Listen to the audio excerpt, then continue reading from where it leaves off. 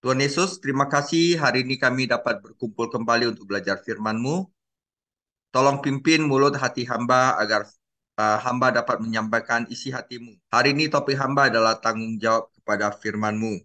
Pimpin hamba juga lunakkan hati jemaat-Mu agar firman yang disampaikan dapat berbuah dan menjadi berkat kepada orang lain. Terima kasih Tuhan Yesus, dalam nama-Mu hamba berdoa. Amin.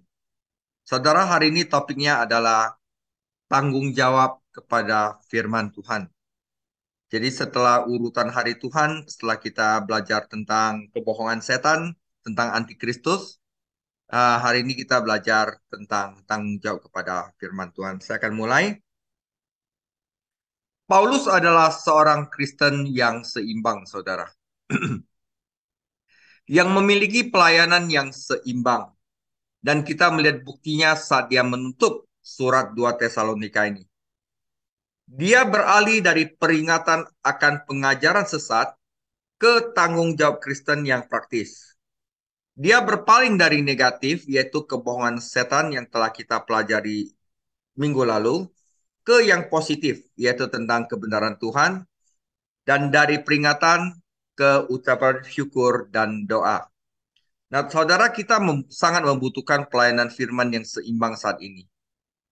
Saudara, saya pernah sekolah Alkitab di mana kecenderungan penekanan adalah pada apa yang Kristus lakukan dengan orang-orang Israel di masa lalu, masa kini, dan masa depan, tetapi mengabaikan sepenuhnya apa yang dia ingin lakukan dengan gereja saat ini. Jadi saya pernah belajar Alkitab itu fokusnya itu Israel, Israel melulu.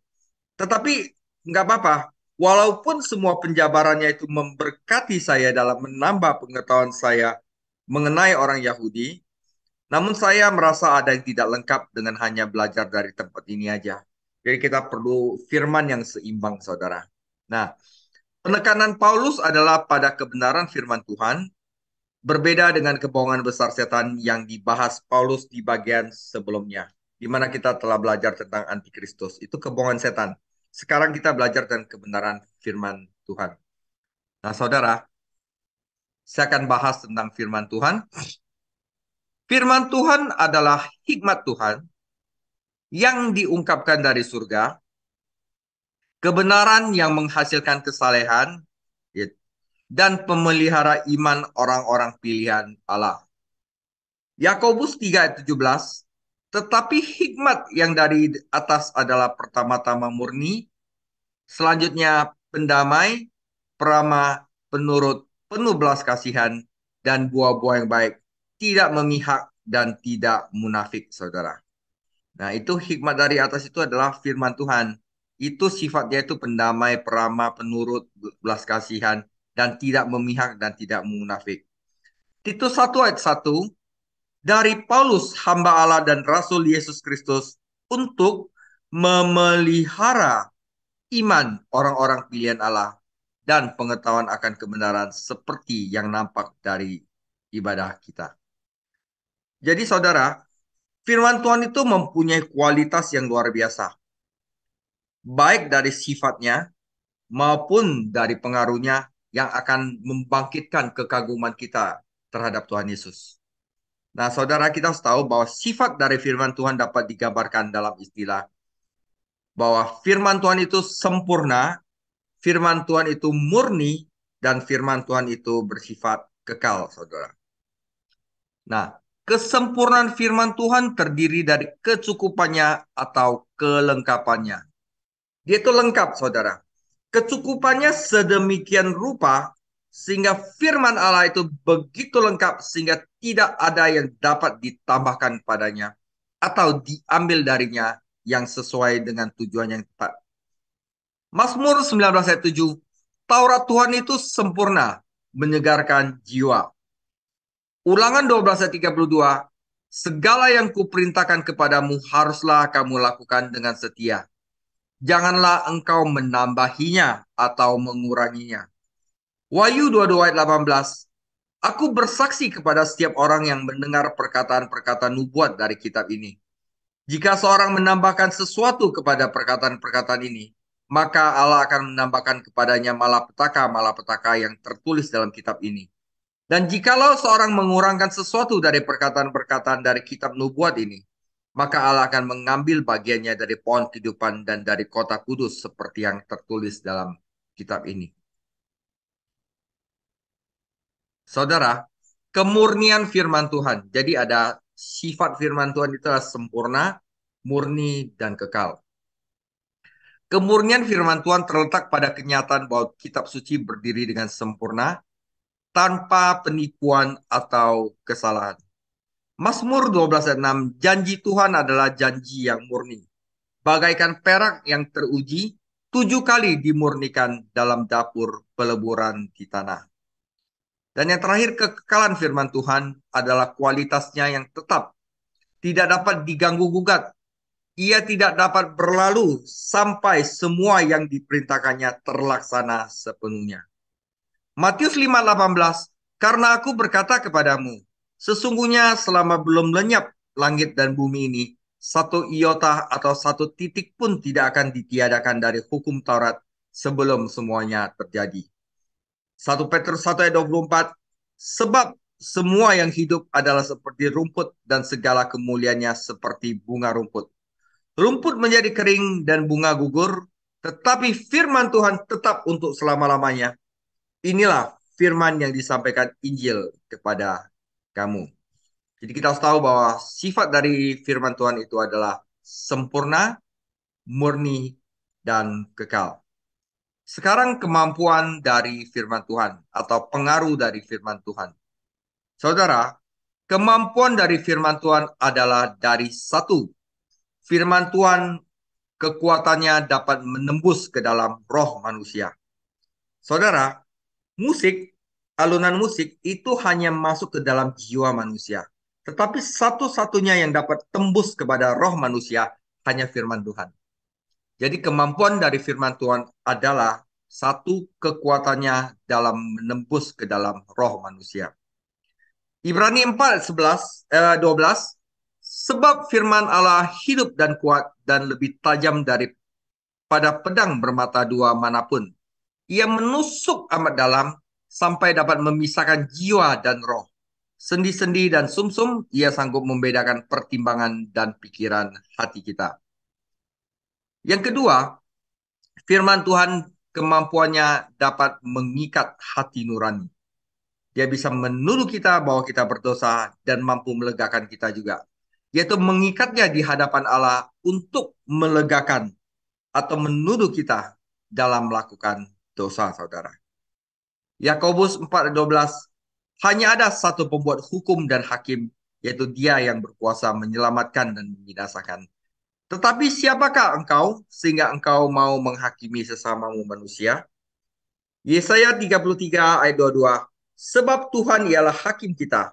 Tuhan ialah yang memberi hukum bagi kita. Tuhan ialah raja kita. Dia akan menyelamatkan kita. Jadi itu adalah kekuatan dari firman Tuhan, yaitu kekuatannya dapat menembus ke dalam roh manusia, kemampuannya untuk mengikat hati nurani, saudara. Nah, kalau kita tahu bahwa firman Tuhan dapat melakukan ini, kita akan kagum kepada Tuhan Yesus. Nah, saudara, aturan dan patokan. Firman Tuhan itu ada di mana? Firman Tuhan itu hanya ada di dalam Alkitab. Alkitab adalah firman Tuhan yang ditulis dalam bahasa yang sesuai untuk gereja oleh orang-orang yang dipanggil untuk menjadi juru tulis atau sekretaris Roh Kudus. 2 Petrus 1:20, yang terutama harus kamu ketahui ialah bahwa nubuat-nubuat dalam kitab suci tidak boleh ditafsirkan menurut kehendak sendiri. Sebab tidak pernah nubuat dihasilkan oleh kehendak manusia, tetapi oleh dorongan Roh Kudus, orang-orang berbicara atas nama Allah.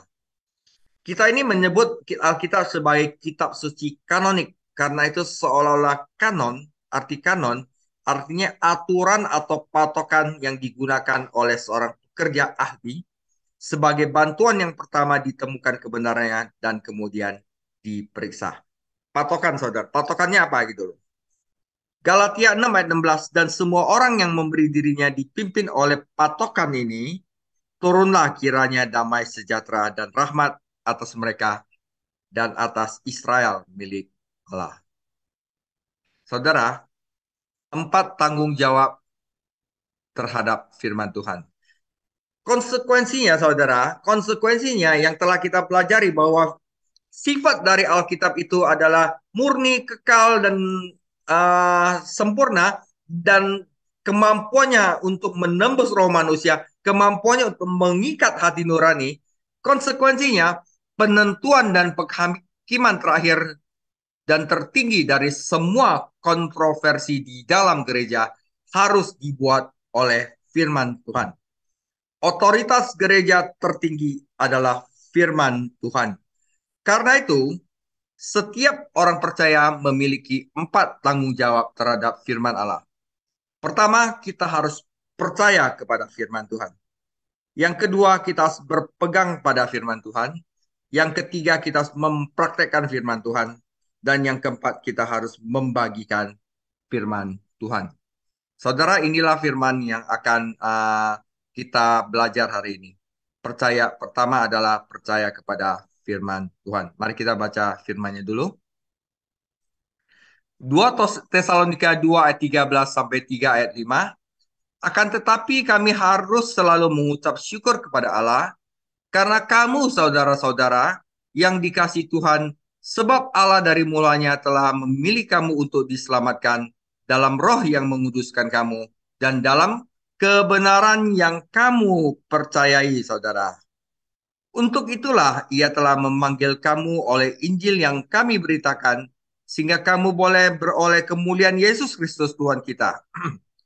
Sebab itu, berdirilah teguh dan berpeganglah pada ajaran-ajaran yang kamu terima dari kami, baik secara lisan maupun secara tertulis.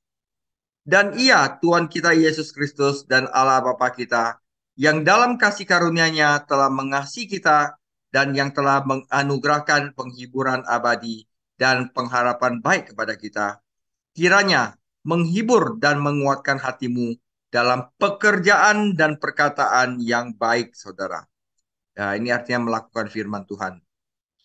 Selanjutnya, saudara-saudara, berdoalah untuk kami supaya firman Tuhan beroleh kemajuan dan dimuliakan, sama seperti yang telah terjadi di antara kamu, dan supaya kami terlepas dari para pengacau dan orang-orang jahat, sebab bukan semua orang beroleh iman. Tetapi Tuhan adalah setia, Ia akan menguatkan hatimu dan memelihara kamu terhadap yang jahat. Dan kami percaya bahwa Tuhan, bahwa apa yang kami pesankan kepadamu, kamu lakukan dan akan kamu lakukan. Kiranya Tuhan tetap menunjukkan hatimu kepada kasih Allah dan kepada ketabahan Yesus Kristus. Saudara, yang percaya adalah percaya kepada firman Tuhan. Kita telah mencatat ucapan syukur yang berulang kali yang Paulus dalam suratnya kepada gereja ini, yaitu di Tesalonika. Itu ada di 1 Tesalonika 1 ayat 2, 2 ayat 13, 3 ayat 9, dan 2 Tesalonika 1 ayat 3, dan 2 ayat 13. Jadi hampir di dalam setiap pasal di dalam Tesalonika, Paulus mengucap syukur. Dia bersyukur atas cara mereka menanggapi pekerjaan Tuhan dalam hidup mereka. Dalam 2 ayat ini, Paulus mengingatkan mereka kembali tahapan-tahapan dalam pengalaman keselamatan mereka. Pertama, tahapan keselamatan mereka bahwa pertama karena Allah mengasihi mereka. Jadi apapun yang Tuhan lakukan untuk dunia yang hilang muncul dari kasih abadinya. Kita tidak boleh membayangkan rencana keselamatan yang besar sebagai mesin yang impersonal. Keselamatan berakar dan didasarkan pada kasih-Nya. Allah membuktikan kasih ini di kayu salib di mana Yesus Kristus mati untuk dosa dunia. Kedua, Allah memilih mereka. Bukan kasih saja yang menyelamatkan kita, karena Tuhan mengasihi seluruh dunia. Namun seluruh dunia tidak diselamatkan. Kasih mengungkapkan dirinya dalam rahmat dan belas kasihan. Allah dalam kasih karunia-Nya memberi kita melalui Kristus apa yang tidak layak kita terima. Dan Allah dalam belas kasihan-Nya tidak memberikan apa yang layak kita terima, tetapi Dia memberikannya kepada Kristus. Jadi saya tidak berani menjelaskan pemilihan Allah atas orang-orang yang berdosa. Allah memisahkan mereka. Kata menguduskan berarti memisahkan. Ada pengudusan progresif yang membuat kita semakin serupa dengan Yesus Kristus, Tetapi pengudusan yang disebutkan Paulus di sini mengacu pada pekerjaan Roh Kudus dalam memimpin orang percaya untuk beriman kepada Kristus. Jadi untuk mempertobatkan manusia. Saudara, 1 Petrus 1 ayat 2, yaitu orang-orang yang dipilih sesuai dengan rencana Allah Bapa kita dan yang dikuduskan oleh Roh supaya taat kepada Yesus Kristus. Jadi Roh itu membuat orang taat kepada Yesus Kristus dan percaya kepada Yesus Kristus. Adalah pekerjaan Roh Kudus untuk menyadarkan orang berdosa. Nah, waktu pengalaman saya meskipun saya tidak menyadarinya pada saat itu, ketika saya melihat ke belakang, saya dapat melihat bagaimana Roh Kudus memimpin dalam membawa saya kepada iman kepada Kristus. Dan ini adalah pengalaman yang berbeda dari setiap orang percaya. Setelah Allah mengasihi dia, memilih mereka, dan menguduskan mereka, Allah memanggil mereka. Tuhan yang sama yang menetapkan akhir, yaitu keselamatan, juga menetapkan sarana sampai akhir, yaitu iman kepercayaan akan kebenaran. Orang yang mengatakan Allah telah memilih umat pilihannya, jadi tidak perlu bagi kita untuk berdoa, bersaksi, atau mengutus misionaris, tidak memahami pemilihan ilahi. Dorongan terbesar untuk penginjilan adalah pengetahuan bahwa Allah telah memilih umatnya yang telah siap untuk menanggapi firman-Nya, saudara. Agar Tuhan menggenapi rencana kekalnya, dia mengutus Paulus, Silas, dan Timotius ke Tesalonika untuk memberitakan firman Tuhan. Apa yang ditetapkan dalam kekekalan tercapai pada waktunya. Tuhan menggunakan alat manusia untuk membawa Injil kepada yang terhilang. Dan dengan mempercayai Kristus, orang ini membuktikan bahwa mereka adalah pilihan Allah, saudara. Panggilan Tuhan untuk pergi dan mengabarkan Injil. Tetapi itu hanya efektif bagi yang mereka percaya kebenaran dan percaya Kristus. Jadi berbahaya untuk terlibat dalam spekulasi kosong tentang kedaulatan ilahi dan tanggung jawab manusia. Keduanya diajarkan dalam Alkitab.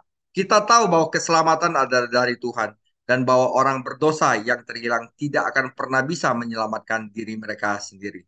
Kita harus mengakui bahwa ada misteri keselamatan kita, tetapi kita dapat bersuka cita bahwa ada kepastian yang dapat kita andalkan, saudara. Saudara, kita tidak boleh menggunakan doktrin pemilihan untuk memecah belah gereja yang mengganggu yang lemah, tetapi untuk memuliakan Tuhan. Karena pada akhirnya Tuhan akan memuliakan mereka. Apa yang dimulai dari kekekalan masa lalu mencapai klimaksnya dalam kekekalan masa depan. Kita berbagi dalam kemuliaan Allah. Apa yang dimulai dengan kasih karunia selalu mengarah pada kemuliaan. Ini sangat kontras dengan masa depan yang diberikan kepada yang terhilang. Yang mereka akan mengalami penderitaan kekal. Orang percaya sudah memiliki kemuliaan Allah di dalam dirinya. Yohanes 17 ayat 22. Dan perhatikan bentuk lampau dari Roma 8 ayat 30. Telah dimuliakan itu past tense. Jadi ada bentuk lampau dari Roma 8 ayat 30. Kita sedang menunggu kedatangan Kristus dan kemudian kemuliaan akan dinyatakan. Ketika orang berdosa percaya kepada kebenaran Allah, Allah menyelamatkan mereka. Ketika mereka mempercayai dusta setan dan menolak kasih akan kebenaran, mereka tidak dapat diselamatkan. Dan satu lagi, menjadi netral tentang kebenaran Tuhan adalah hal yang berbahaya. Itu memiliki konsekuensi kekal yang tragis. Yang kedua adalah berpeganglah pada firman Tuhan. 2 Timotius 2 ayat 15, sebab itu berdirilah teguh dan berpeganglah pada ajaran-ajaran yang kamu terima dari kami, baik secara lisan maupun secara tertulis. Paulus telah memberitahu mereka tentang pemberontakan melawan kebenaran di masa depan. 2 Tesalonika 2 ayat 3. Kemurtatan besar yang dipimpin oleh antikristus. Tetapi dia juga memperingatkan dalam surat-suratnya bahwa ada bahaya saat ini. Yaitu bukan saja karena antikristus, tetapi gereja harus menjaga kebenaran Allah dan tidak menyimpang darinya, saudara. Ada peringatan berulang tentang hal ini dalam perjanjian baru. 1 Yohanes 2 ayat 18 sampai 24. 1 Yohanes 4 ayat 1 sampai 3. 2 Petrus 2, 1 Timotius 4, 2 Timotius 3 untuk menyebutkan beberapa saja tentang gereja harus menjaga kebenaran Allah dan tidak menyimpang darinya. Tuhan bekerja di dunia ini melalui kebenaran firman-Nya. Setan menentang kebenaran ini dengan mengganti kebohongan firman Tuhan. Sifat manusia cenderung mempercayai kebohongan dan menolak kebenaran. Setan menyelesaikan pekerjaan terbaiknya melalui orang-orang yang disebut lembaga Kristen, gereja, sekolah, sebagainya, yang tidak percaya pada kebenaran Tuhan. Mereka mereka memiliki suatu bentuk kesalehan seperti moralnya, wah, jadi orang baik, jadi orang baik, tetapi tidak pernah mengalami kuasa kebenaran Allah yang menyelamatkan. Saat Paulus menggunakan kata ajaran-ajaran atau tradisi, ini bukannya tidak mengacu pada ide-ide religius ide-ide atau tradisi religius buatan manusia yang tidak berdasarkan firman Tuhan. Tuhan itu menolak tradisi keagamaan manusia. Paulus memperingatkan mereka dalam Kolose 2:8, sungguh menyedihkan melihat orang-orang beragama kadang-kadang memperdebatkan tradisi manusia dan pada saat yang sama menolak kebenaran sederhana dari firman Allah. Kata tradisi berarti sesuatu yang diwariskan dari satu orang ke satu orang lain. Kebenaran Injil dimulai dengan pesan lisan yang diberitakan oleh Kristus dan para rasul. Belakangan kebenaran ini ditulis oleh ilham Roh Kudus dan menjadi kitab suci, saudara. Kebenaran Allah tidak diciptakan oleh manusia, itu diturunkan dari Allah kepada manusia. Ya kan? Firman Tuhan adalah hikmat Allah, hikmat dari atas. Dan setiap generasi orang percaya telah menjaga kebenaran ini dan meneruskannya kepada yang lain. Paulus menyatakan dengan jelas tanggung jawab ganda orang-orang percaya dalam menjaga kebenaran, yaitu berdirilah teguh dan pegang ajaran-ajaran dari kami. Berdiri teguh berarti jangan menyimpang dari kebenaran Injil. Dan Anda dan saya harus menjaga iman yang berharga ini dan kita tidak boleh tergerak oleh tipu muslihat setan atau pujian manusia. Jika kita berdiri, maka kita dapat bertahan. Kata ini berarti memegang erat-erat, memegang dengan kuat. Ini terkait dengan kata Yunani yang berarti kekuatan, keperkasaan, dan kekuasaan. Kita tidak boleh memegang kebenaran Tuhan dengan cara yang ceroboh, tetapi menggenggamnya dengan kuat, dengan kekuatan, dan tidak pernah melepaskannya dari kita, saudara. Setiap generasi orang Kristen harus menerima kebenaran dari orang lain, menjaganya, dan memastikannya tetap utuh untuk generasi berikutnya. Saudara, tidak mudah untuk berdiri atau bertahan karena kekuatan-kekuatan di sekitar kita ingin menggeser kita dari iman. Setan tahu bagaimana menggunakan dusta untuk menentang kebenaran Allah dan dia berusaha melakukannya di dalam persekutuan gereja. Kadang-kadang orang percaya yang setia harus menolak persekutuan mereka yang telah menolak iman. Biarkan saya meringkas ini dengan dua kata peringatan. Pertama, iman yang telah diturunkan kepada kita tidak boleh dicampur adukan dengan interpretasi dan gagasan manusia. Orang-orang Farisi membuat penafsiran mereka sendiri yang sama sucinya dengan firman Allah. Doktrin dasar firman Tuhan dianut oleh semua orang percaya, tetapi tidak semua orang percaya setuju pada hal-hal kecil tentang penafsiran, terutama di bidang nubuatan atau masalah tatanan gereja. Kedua, kita tidak boleh mengawetkan kebenaran sehingga kehilangan hidup dan kekuatannya. Kita harus seperti tuan rumah yang setia yang mengeluarkan pembendaharaan kebenaran Allah yang baru dan yang lama. Ada lebih banyak lagi kebenaran yang dapat ditemukan di dalam firman Tuhan dan kita tidak boleh berpikir bahwa kita mengetahui semuanya. Firman itu seperti benih, saudara. Dia selalu bertumbuh. Dan ketika benih itu ditaburkan, ia menghasilkan tanaman, buah, dan lebih banyak benih. Meskipun baik untuk menceritakan kisah lama, itu juga baik untuk membiarkan Roh Kudus mengajar kita kebenaran baru dari firman dan membuat penerapan baru dari kebenaran lama.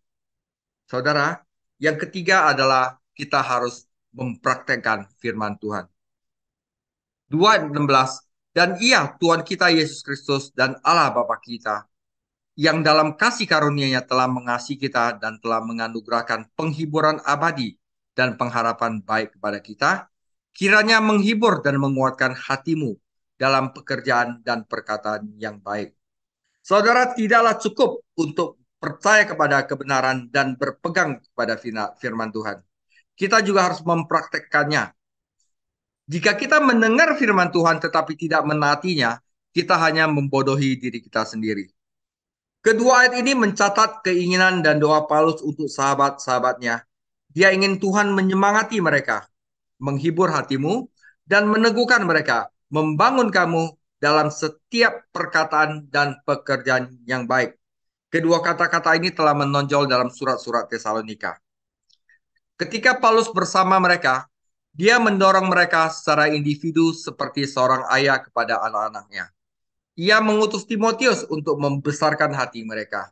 Dan Paulus sendiri sangat terhibur dengan laporan Timotius tentang kesetiaan mereka.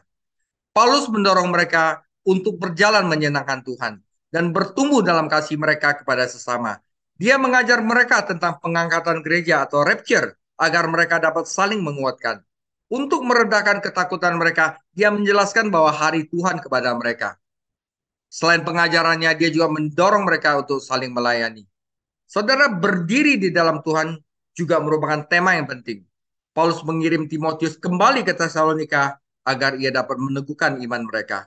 Dan Paulus berdoa agar Tuhan meneguhkan mereka.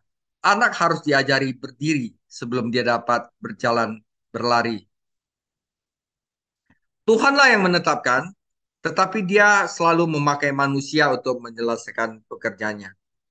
Saudara, kebutuhan besar di gereja-gereja kita adalah orang-orang Kristen yang membutuhkan waktu untuk membangun orang-orang percaya yang lebih muda. Saudara, pelajaran Alkitab kelompok seperti saat ini, saudara, Bible study itu sangat berharga. Seperti pertemuan umum gereja, tetapi pemuritan individu juga penting. Paulus mendorong orang-orang percaya di Tesalonika secara pribadi dan kita harus mengikuti teladannya. Paulus memperhatikan dua aspek kehidupan Kristen mereka, yaitu perkataan mereka dan perbuatan mereka. Jika perjalanan hidup kekristenan kita bertentangan dengan kata-kata kita, kita akan kehilangan kesaksian kita. Perjalanan kita dan percakapan kita harus sejalan. Perbuatan baik kita dan kata-kata baik harus datang dari hati yang berserah. Walaupun kita tidak diselamatkan oleh perbuatan baik, tetapi perbuatan baik adalah bukti bahwa kita diselamatkan. Tidaklah cukup bergantung pada kata-kata baik. Perkataan harus didukung oleh perbuatan. Ini harus menjadi latihan yang konsisten. Bukan sesekali. Kita harus teguh dalam perkataan dan perbuatan kita. Bagaimana ini mungkin? Hanya Tuhan yang dapat melakukannya dengan kasih karunia-Nya. Dan inilah yang diinginkan Paulus untuk teman-temannya. Tuhan telah memberikan kita dorongan abadi dan harapan baik melalui kasih karunia-Nya. Perhatikan bahwa kata-kata Paulus mempersatukan Tuhan Yesus Kristus dan Allah Bapa sedemikian rupa sehingga ia menegaskan keilahian Yesus Kristus. Kedua nama Allah dalam 2 Tesalonika 2:16 diatur dengan kata kerja tunggal bukan jamak yang artinya sama. Jadi maksudnya gini saudara, ada orang yang berkata bahwa Tuhan Yesus itu tidak sederajat dengan Allah Bapa. Itu bidat saudara. Di sini, di dalam 2 Tesalonika 2:16 dikatakan bahwa Yesus Kristus adalah Tuhan setara dengan Allah Bapa.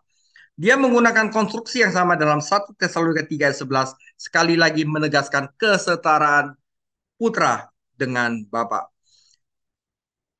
Saudara, terlalu banyak orang Kristen saat ini yang menekankan menjaga kebenaran tetapi meremehkan untuk menghidupi kebenaran. Salah satu cara terbaik untuk menjaga kebenaran adalah untuk melakukannya, saudara. Yang keempat adalah membagikan firman Tuhan. Selanjutnya, saudara-saudara, berdoalah untuk kami supaya firman Tuhan beroleh kemajuan dan dimuliakan. Sama seperti yang telah terjadi di antara kamu, supaya kami terlepas daripada pengacau dan orang-orang jahat, sebab bukan semua orang beroleh iman. Tetapi Tuhan adalah setia, ia akan menguatkan hatimu dan memelihara kamu terhadap yang jahat. Dan kami percaya dalam Tuhan bahwa apa yang kami pesankan kepadamu, kamu lakukan dan akan kamu lakukan. Kiranya Tuhan tetap menunjukkan hatimu kepada kasih Allah dan kepada ketabahan Kristus. Saudara, urutan tanggung jawab kita adalah logis. Belajar dan hidup harus berjalan beriringan. Jika kita percaya kebenaran, itu akan mengubah kehidupan kita. Kita menjaga kebenaran agar kita dapat menerapkannya dan juga agar kami dapat membagikannya kepada orang lain. Kita tidak dapat membagikan apa yang tidak kita percayai, kecuali jika kita ingin menjadi orang munafik. Dan paling baik kita membagikan apa yang telah kita praktekkan sendiri, saudara. Jadi firman Tuhan itu hidup.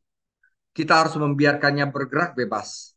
Di sini Paulus menyinggung Mazmur 147 ayat 15. Dia menyampaikan perintahnya ke bumi, firman-Nya berlari dengan sangat cepat. Hamba Tuhan itu dapat dirantai, hamba Tuhan itu dapat diikat, tetapi firman Tuhan tidak dapat diikat. 2 Timotius 2 ayat 9. Saat kita melakukan kebenaran dan berdoa untuk pelayanan kebenaran, firman Tuhan akan memiliki kebebasan untuk menjalankan dan mencapai tujuan Tuhan di dunia. Firman Tuhan dimuliakan dalam kehidupan mereka yang membagikannya, saudara. Dan mereka yang menerimanya. Ini adalah pengalaman Paulus di Antioquia, Pisidia.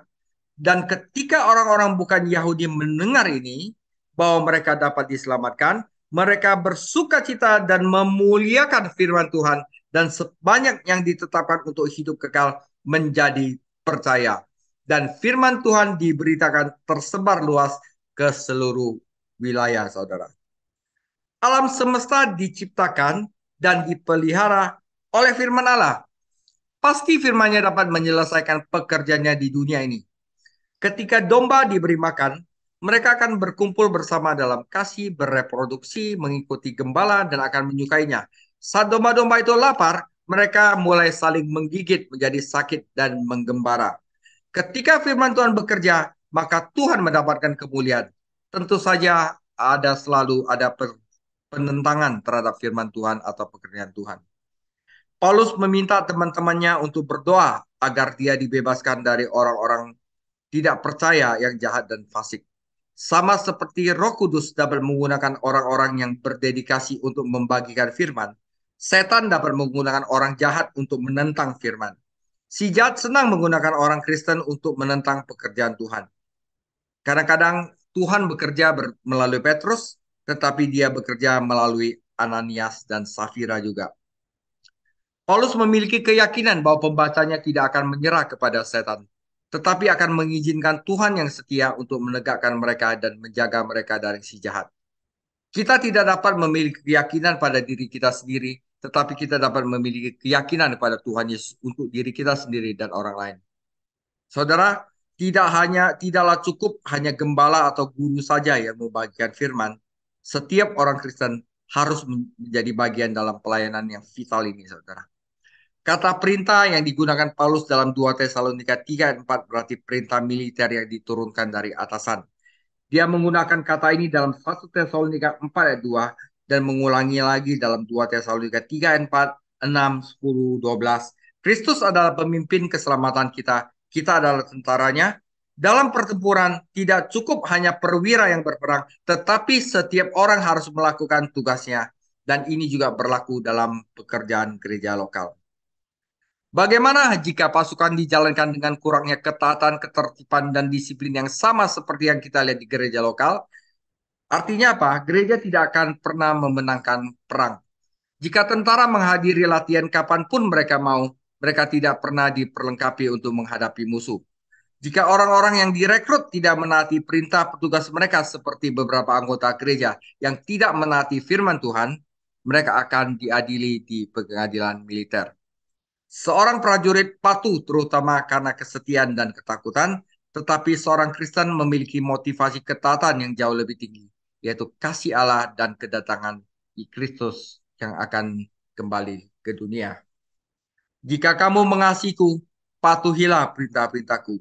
Seorang komandan tidak menuntut anak buahnya untuk mengasihinya, tetapi jika mereka melakukannya, mereka akan menghormati dan mematuhinya dengan ketekunan yang lebih besar. Penutup, saudara, sejarah peperangan mencatat tindakan heroik yang dilakukan oleh orang-orang yang mengasihi pemimpin mereka dan rela mati untuk mereka. Juru selamat kita yang mengasihi kita dan mati untuk kita, tidak bisakah kita menaatinya? Dia datang untuk kita. Ini menjadi suatu tema dari 2 surat Paulus kepada jemaat di Tesalonika. Dan dia menghubungkan kebenaran ini dengan kehidupan praktis sehari-hari. Sebagai prajurit Tuhan, kita harus membagikan firman Tuhan. Karena suatu hari dia akan datang dan meminta pertanggungjawaban atas hidup kita. Apakah kita menyukai penampilannya? Apakah kita akan dipermalukan di hadapannya pada saat kedatangannya? Saudara, maka inilah 4 tanggung jawab besar yang harus kita penuhi, yaitu percaya akan kebenaran, menjaga kebenaran, melakukan kebenaran, dan membagikan kebenaran. Jika kita memenuhi kewajiban ini, kita akan mengalami sukacita dan kekuatan dalam hidup kita dan bertumbuh, saudara. Saudara, demikian firman Tuhan. Uh, Minggu depan kita akan tutup surat 2 Tesalonika dengan topik bekerja dan berdoa. Dan ini adalah sedikit pengumuman jadwal dari Tanah Abang. Saudara, kita akan mulai eksegesis surat Yakobus itu 4 Januari 2023. Tetapi kita akan menyelesaikan eksegesis surat 1 dan 2 Tesalonika itu minggu depan, saudara. Tanggal 14 Desember 2022. Karena itu, saudara, sisa 2 minggu akhir di 2022, yaitu tanggal 21 Desember 2022 dan 28 Desember 2022, saya akan menyajikan 2 topik yang sangat penting mengenai Yesus Kristus, saudara. Saudara, sekarang begini, jika ada orang luar ditanya, sebenarnya kita selamat Yesus Kristus berapa persen? 100% atau 50%? Kita nggak bisa jawab, saudara. Dan saya akan bagikan ini di dalam 21 Desember, bahwa Yesus Kristus adalah 100% juru selamat. Saudara, jika ada orang luar bertanya kepada saudara, mana buktinya bahwa Yesus Kristus adalah Tuhan? Tuhan sendiri tidak ngomong di dalam Alkitab bahwa Yesus Kristus adalah Tuhan. Bagaimana kita menjawabnya, saudara? Nah, di dalam pengajaran tanggal 28 Desember, jika kita telah mempelajari ini, jika ada orang lain atau agama lain yang mempertanyakan Anda soal ini, maka Anda bisa menjawabnya. Jadi tujuan saya adalah untuk memperkuat iman jemaat untuk tidak diombang-ambingkan dengan pengajaran yang salah tentang Tuhan Yesus dan pekerjaan yang dilakukannya. Oke, Tuhan Yesus memberkati. Ya, Tuhan, terima kasih Tuhan, pada malam hari ini kami mengucapkan syukur buat firman-Mu yang sudah Pastor David yang sudah Lause ajarkan kepada setiap kami, biar firman-Mu tabur dalam setiap hati kami dan kami mengerti, biar iman kami terus bertumbuh dan berbuah di dalam Engkau. Terima kasih, berkati Tuhan, Lause Tuhan, Pastor David, istri dan kedua anaknya, Tuhan berkati dalam pekerjaan, berkati dalam pelayanan Tuhan, untuk terus Tuhan mengikuti Engkau Tuhan. Biar setiap kami sebagai murid-murid Kristus untuk lebih lagi Tuhan menjadi murid-murid Kristus yang sejati. Terima kasih buat malam hari ini. Biar kelanjutannya ke depan Tuhan kami makin bertumbuh Tuhan di dalam Amin. Engkau Tuhan. Amin. Biar kami terus melayani Engkau Tuhan dengan semangat ya Tuhan. Kami minta di dalam nama Yesus Kristus, buat segala pujian, hormat, syukur hanya bagimu. Haleluya. Amin. Kekasih-kekasih Tuhan, terimalah berkat dari Allah Bapa, sukacita dari Roh Kudus, dan penyertaan yang kuat menyertai kita selama-lamanya. Di dalam nama Tuhan Yesus kami terima berkat Tuhan. Amin.